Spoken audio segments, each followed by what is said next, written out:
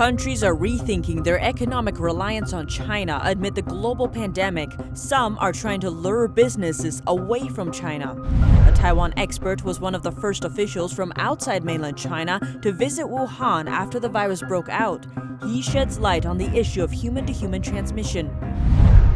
From seating candidates at top jobs to leveraging debt relations, how Beijing infiltrated the United Nations in the past decades. The Department of Homeland Security is changing the visa rules for Chinese journalists. New rules aim to protect national security. And more investigations into TikTok, a Dutch privacy watchdog looking into whether or not the app protects children's data well enough.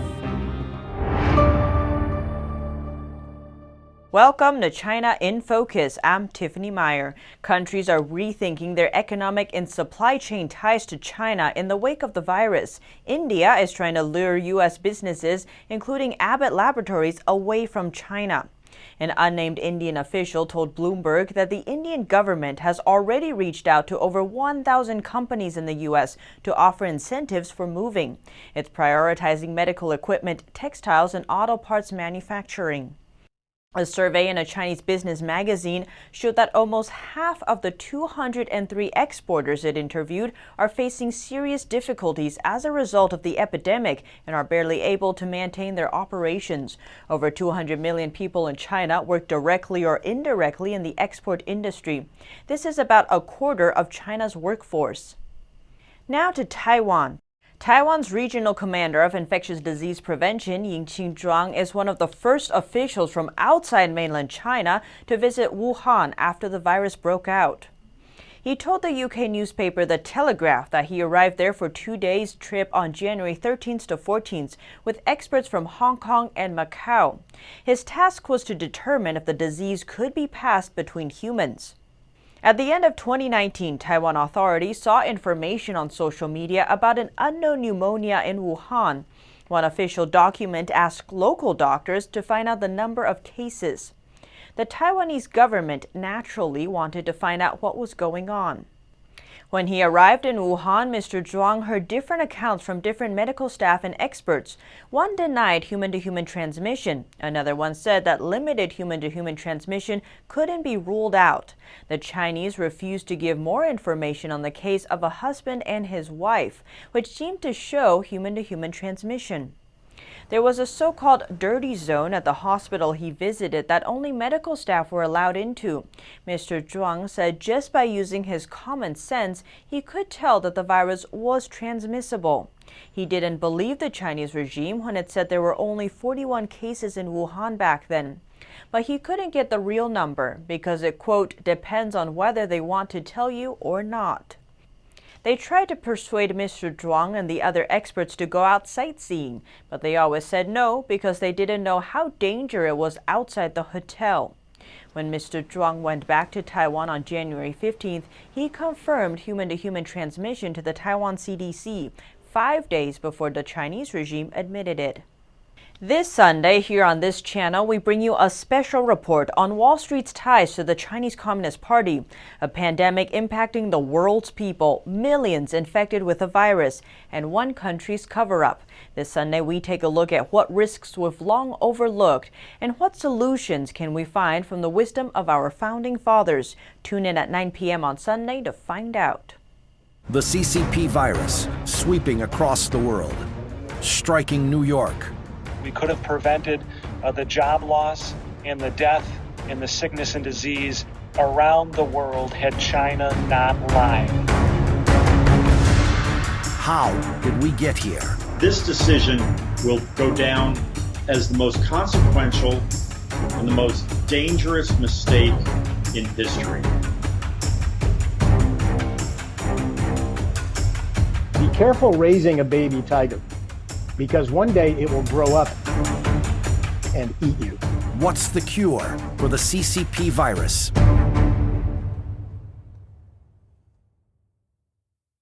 The World Health Organization is coming under fire for the way it handled the virus outbreak, and there are growing calls for the organization to disclose its ties with China.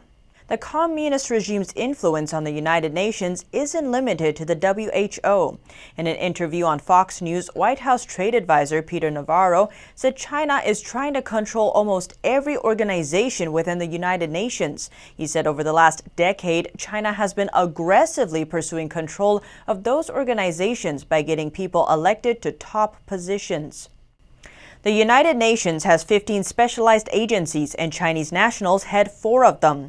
The WHO's previous Director General is also a Chinese national. Inside the UN's principal organs, Chinese nationals are also taking up lead positions, like the Vice President of the International Court of Justice, who's also a former Chinese ambassador.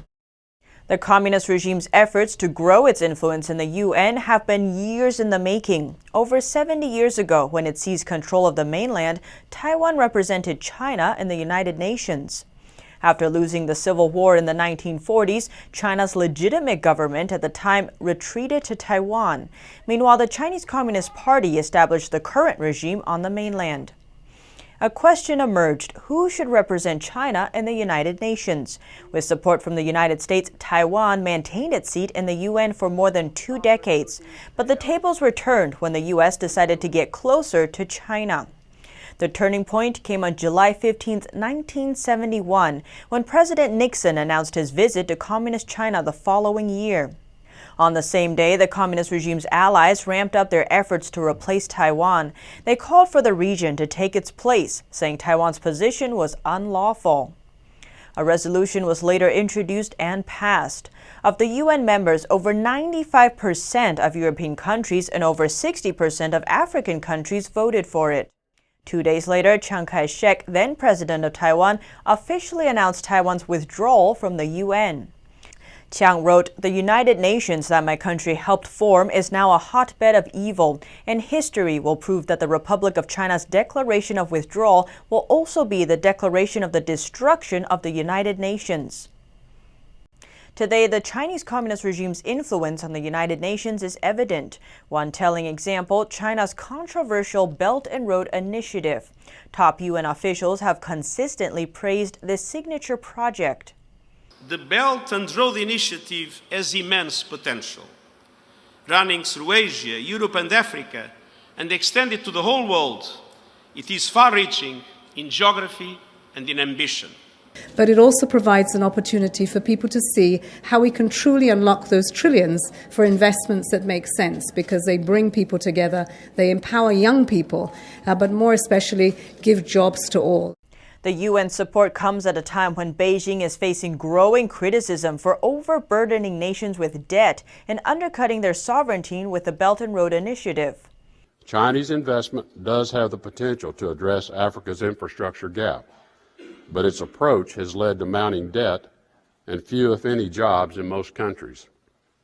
When coupled with the political and fiscal pressure, this endangers Africa's natural resources and its long-term economic political stability. Beijing funded infrastructure projects in developing countries through the Belt and Road Initiative. Some countries wound up saddled with debt. When they can't repay the loans, Beijing seizes their key assets. Critics call China's lending practices debt diplomacy. China rolled out the Belt and Road Initiative in 2013. Within 6 years, over 150 countries and organizations had come on board. A Chinese consul general says the UN's strong support has contributed to the project's success. Chinese nationals working in key positions in the UN have played a part in this. In 2016, China signed a deal with the UN promising to pour $20 million into its Peace and Development Fund every year for 10 years. Under the terms, the fund has a steering committee which advises the UN Secretary General on projects. 4 of the 5 members are Chinese nationals. One of them is China's Foreign Vice Minister for Foreign Affairs. He now heads the United Nations Department of Economic and Social Affairs, or DESA. After the fund was established, China asked DESA to do a study looking at how the Belt and Road Initiative could help with the UN's development goals. A top economist at DESA conducted the study. He also happens to be a Chinese national. The economist arrived at a favorable conclusion. His report says the spirit of the Belt and Road Initiative, quote, is to a large extent in line with that of the 2030 Agenda for Sustainable Development. China has been successful at planting its delegates inside the UN. Media reports suggest Beijing was able to do this by leveraging its relationship with Africa. In 2019, China's deputy agricultural minister was elected as the head of the UN Food and Agriculture Organization. He won by a comfortable margin. Over half of the member states voted for him. The UN Food and Agriculture Organization is critical for global food security and agricultural industries. It sets international standards for food and animal safety. French media reports Beijing spent more than $200 million on erasing debt for some African countries and ramping up donations in exchanges for votes. 2 months after, China forgave more than $70 million of debt to Cameroon, a country in Central Africa. Its candidate announced he was quitting the race. China also erased large amounts of debt for other African countries, the Congo, Zambia, Madagascar, and the list continues. The report says China asked its allies to snap a photo of their ballot in the voting booth for evidence of their choice before releasing the funds. The French delegation tried to stop representatives from bringing their phones to the booth, but China and its allies opposed. China holds significant leverage over Africa via its debt. 10 years ago, Africa owed minimal debt to China. Today, Beijing is the largest creditor to Africa. Countries on the continent owe China more than $140 billion. Africa expert David Shin says China is interested in Africa in part because of the political support it can provide in the United Nations. When it comes to voting in UN specialized agencies, numbers count. 54 African countries means 54 votes. In an interview with China Knowledge, Shin said if China has the support of most of the African countries, then it has a big block of votes for defending its position, particularly in a place like the UN's Human Rights Council. 2 years ago, the United States withdrew from the UN Human Rights Council. For too long, the Human Rights Council has been a protector of human rights abusers. Haley said countries that perpetrate human rights abuses continue to be elected to the council, such as the Congo, and the world's most inhumane regimes continue to escape scrutiny. Therefore, as we said we would do a year ago, if we did not see any progress, the United States is officially withdrawing from the UN Human Rights Council. The communist regime has long been criticized for its human rights violations, and its influence inside the UN continues to expand. This April, China was appointed to the Human Rights Council panel. This gives China the power to choose human rights investigators, those who monitor freedom of speech, enforce disappearances, and arbitrary detention. All of these are rights the communist regime violates. Hillel Neuer, executive director of a UN watchdog group, says the UN's move is absurd and immoral. He tweeted, "That's like making a pyromaniac into the town fire chief." Inside the UN sprawling system, Chinese nationals are not limited to principal organs in key international organizations. Over 20 Chinese nationals hold leadership positions in other UN funds and programs, other entities, and international trade and financial institutions, such as the International Monetary Fund and World Bank. The Department of Homeland Security is tightening the rules for Chinese journalists. New rules are aimed at protecting national security. Washington issued new rules on Friday regarding visas for journalists from China. Chinese journalists will now only get 90-day visas, but they can be renewed. Previously, the journalists were issued open-ended visas with no extension needed under normal circumstances.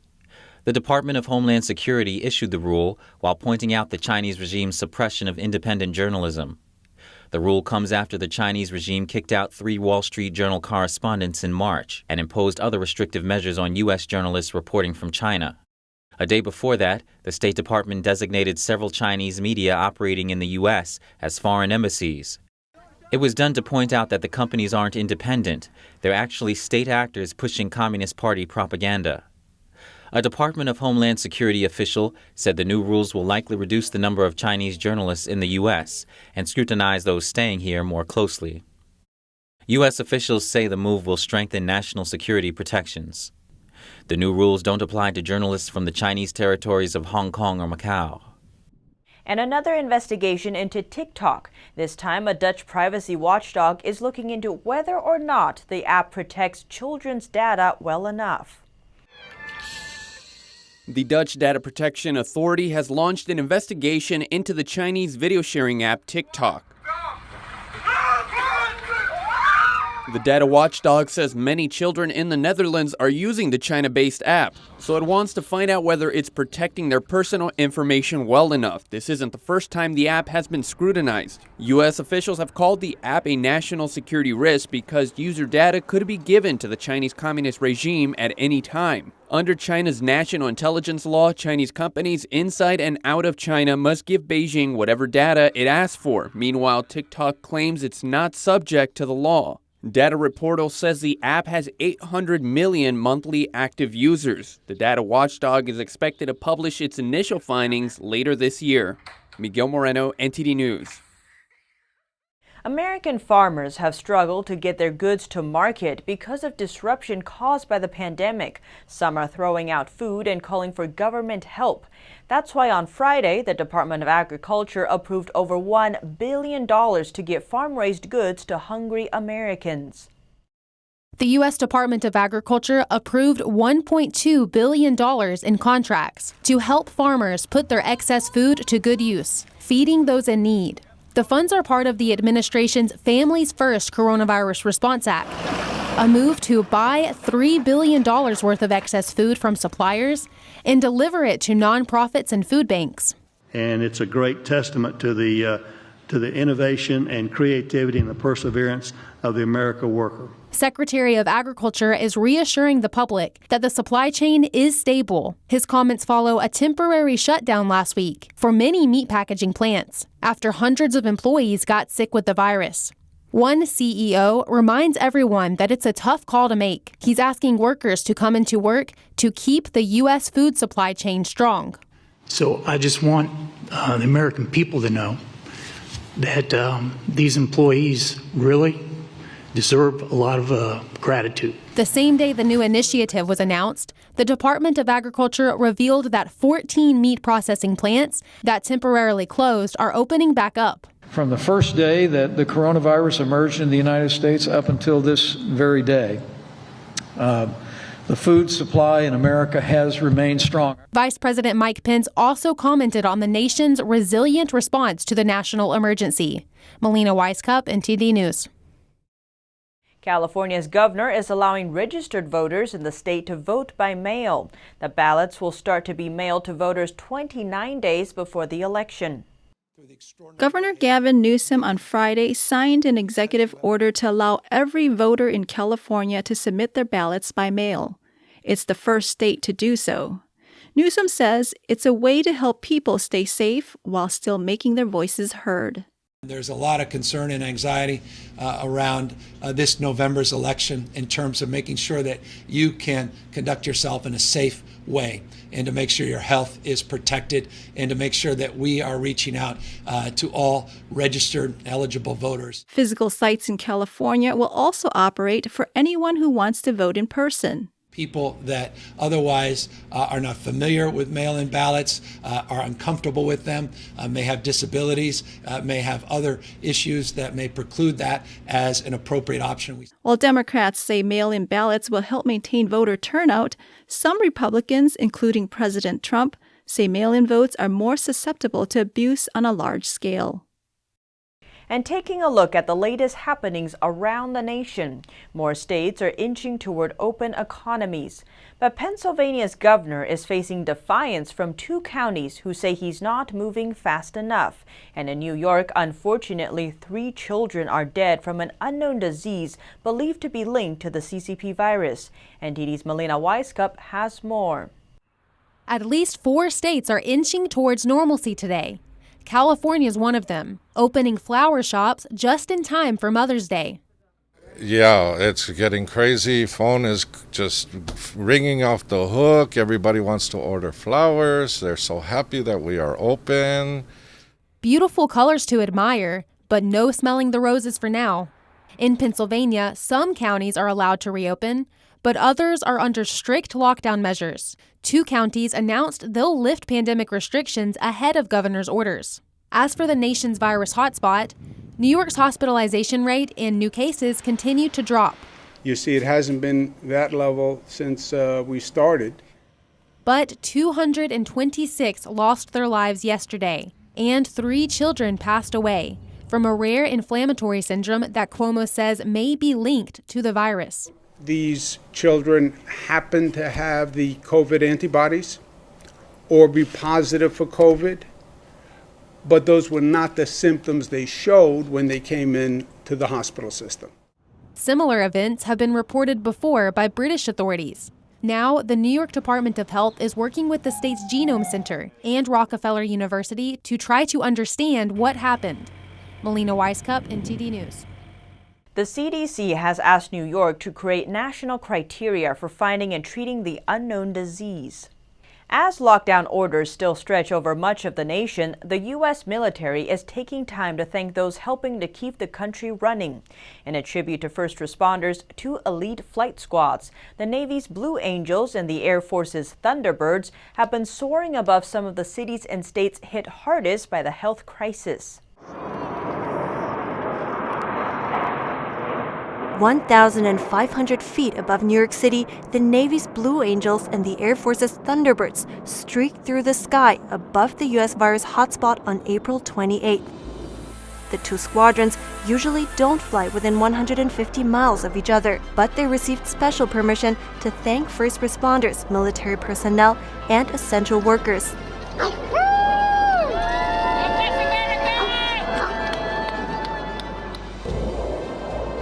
The same day, the 2 teams put on a similar show over Pennsylvania's largest city, Philadelphia.